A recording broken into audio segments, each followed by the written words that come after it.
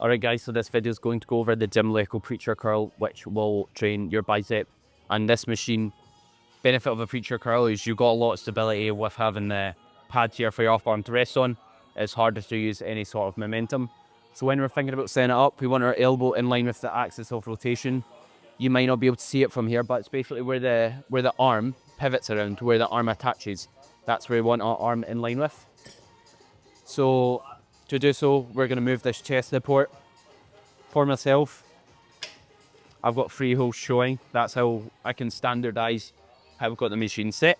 And then when we're performing this, we want our up arm flush against the pad. So to do so, I lower the seat down so that my full up arm humerus is in contact with that pad. And then what that does is that again grants you a bit more stability. And when performing this, performing it single arm can lead to better joint alignment, meaning it's more elbow friendly. It doesn't take up much more time because you don't need to rest long in between sides. It's not that demanding in terms of fitness, and also allows you to get more unit recruitment. In other words, to recruit more muscle fibers, which is why I like doing it single arm.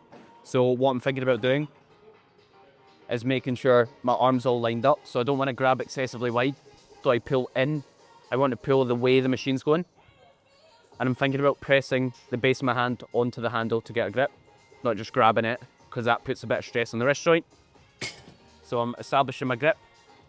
What I do is I'll show you from the other side, but I brace against the pad with my non-working arm. Here, to have better alignment, I rotate to the side slightly, as it's more comfortable on the shoulder joint, the wrist and the elbow. And then I think about curling, and as I curl, I think about driving my hand up. So I drive my up arm into the pad, and as I lower, I think about reaching up as far as I possibly can. And we're getting as much range of motion as the machine permits, stopping just before it hits the bottom here.